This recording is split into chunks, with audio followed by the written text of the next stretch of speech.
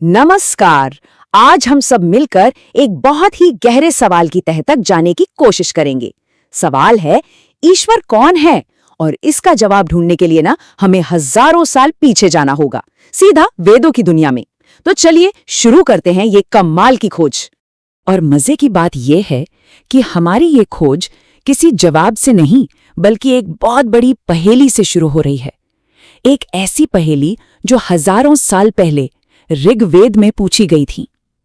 सोचिए, जब कुछ भी नहीं था, न होना न होना, तब आखिर था क्या?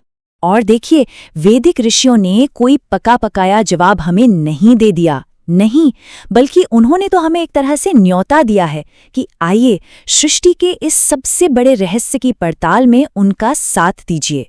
तो शुरुआत में वैदिक लोगों के लिए भगवान कोई कहीं दूर आसमान में बैठी हुई चीज नहीं थे। बिल्कुल नहीं। उन्होंने तो ईश्वर को अपने आसपास ही देखा, प्रकृति की जबरदस्त ताकतों में। वो गरजते बादल हों, धधकती हुई आग हो, या फिर जिंदगी देने वाला सूरज हो।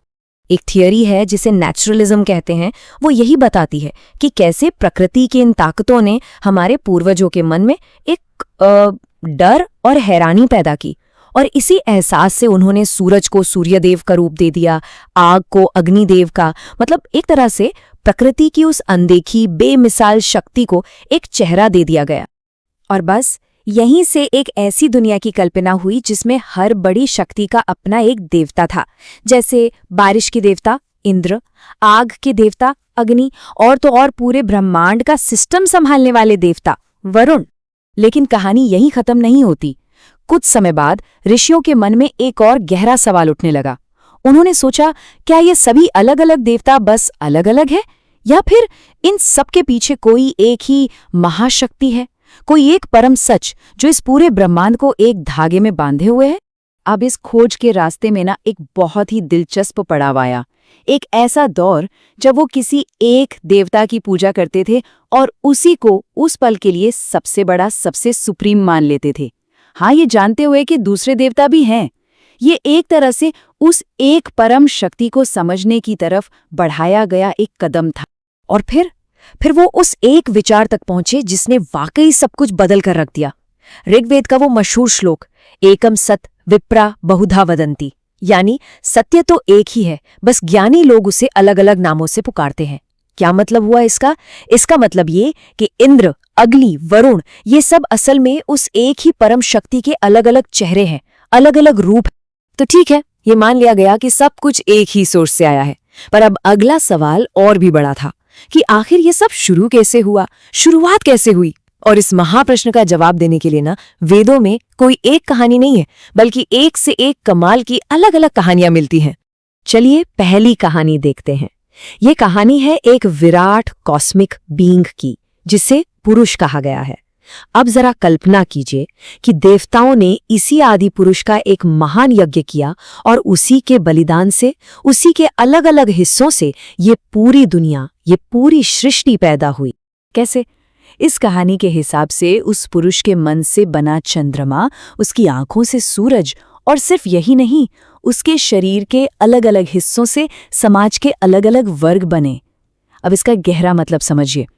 इसका मतलब ये है कि ये पूरा का पूरा ब्रह्मांड और हम सब उसी एक विराट सत्ता का हिस्सा हैं। सब कुछ एक दूसरे से जुड़ा हुआ है। अब आते हैं दूसरी कहानी पर। यह हमें ले जाती है एक सुनहरे गर्भ तक, जिसे कहते हैं हिरण्यगर्भ। सोचकर देखिए, शुरुआत में सिर्फ पानी ही पानी था, अनंत पानी, और उस पानी में एक सुनहरा अंडा तैर रहा था। और जब वो अंडा फूटा तो उसी से ये पूरा ब्रह्मांड सामने आया। लेकिन इस कहानी की सबसे खास बात है एक सवाल जो इसमें बार बार गूंजता है, कस्मे देवाय हविषा विधेम, हम किस देवता को अपनी आहुति दे? ये सवाल उनकी उस बेचैनी, उनकी उस खोज को दिखाता है। उन्हें ये तो पता था कि कोई एक बनाने वाला है, पर वो कौन है, ये एक बहुत बड़ा रहस्य था। और अब तीसरी कहानी, ये सबसे ज्यादा रहस्यमयी है। ये हमें वापस ठीक वहीं ले जाती है जहां से हमने ये सफर शुरू किया था, उसी पहेली पर। ये एक ऐसी हालत की बात करती है जिसे शब्दों में बयान करना नामुमकिन है। एक ऐसी अवस्था जो होने और न होने, इन दोनों से परे है। ये कहानी कहती है कि शुरुआत में न तो कुछ था और न ही कुछ नहीं था, क्या बात है। बस एक अनाम बिना नाम वाली एक ऐसी शक्ति थी जो अपनी ही ऊर्जा से बिना हवा के सांस ले रही थी।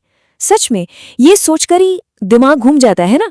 तो अब तक हम कहाँ पहुंचे? कई सारे देवताओं से सफर करते करते हम एक निराकार फॉर्मलेस परम शक्ति तक आ गए। पर अब एक नया सवाल खड़ा हो जाता है, क्या ये शक्ति सिर्फ एक एब्स्ट्रैक्ट आइडिया है, या फिर क्या हम इससे कोई रिश्ता भी बना सकते हैं? क्या इसका कोई रूप हो सकता है? इसका जवाब वैदिक दर्शन में बहुत ही खूबसूरती से दिया गया है। जवाब ये है कि दोनों बातें सच हैं। ईश्वर असल में निर्गुण है, मतलब बिना किसी रूप, बिना किसी गुण के। इसे पानी की तरह समझिए। लेकिन भक्तों के लिए वही ईश्वर सगुण हो जाता है, यानी कोई रूप धारण कर लेता है, जैसे पानी जमकर बर्फ बन जाता है। अब देखिए, पानी और बर्फ हैं तो एक ही चीज, बस रूप अलग अलग है। अच्छा, तो हमारे अंदर की जो आत्मा है और वो जो परम चेतना है, इन दोनों के बीच आखिर रिश्ता क्या है?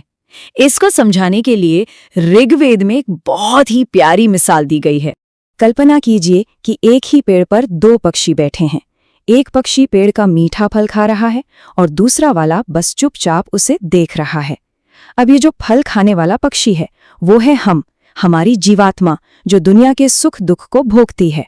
और वो जो दूसरा पक्षी है जो सिर्फ देख रहा है, वो है परमात्मा, जो हमारे अंदर ही एक साक्षी की तरह मौजूद है, बिना किसी चीज में उलझे, बस चुपचाप देखता है और हमेशा हमारा साथ देता है। तो इतनी सारी कहानियों, इतने सारे विचारों के बाद सवाल ये है कि क्या हमें ईश्वर का कोई एक फिक्स्ड पक्का जवाब मिला? और दिलचस्प बात यह है कि जवाब है नहीं। ऋग्वेद की जो सबसे गहरी सृष्टि कथा है ना, वो एक ऐसे विचार पर आकर खत्म होती है जो सच में हैरान कर देता है। वो कहती है, जो सबसे ऊंचे आकाश में बैठा है, जो इस सब का अध्यक्ष है, शायद वो जानता हो, या हो सकता है वो भी ना जानता हो। सोचिए, ये कितनी बड़ी बौद्धिक विनम्रता है। और शायद यही इस पूरी वैदिक खोज का सबसे बड़ा सबक है कि मंजिल से ज्यादा खूबसूरत ये सफर है। हो सकता है असली आध्यात्मिक यात्रा किसी एक पक्के जवाब को खोजने में है ही नहीं, बल्कि सही सवाल पूछते रहने में है। उस खोज को, उस तलाश को हमेशा जिंदा रखने में ही असली आनंद है।